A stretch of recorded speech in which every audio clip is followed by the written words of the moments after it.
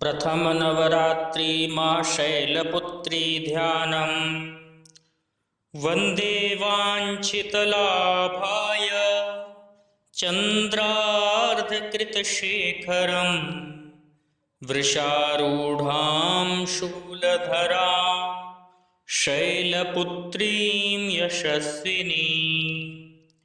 द्वितीय नवरात्रि माँ ब्रह्मचारिणी ध्यानम् दधानाकरपद्माभ्यामक्षमालाकमण्डलू देवी प्रसीदतु मयि ब्रह्मचारिण्यनुत्तमा।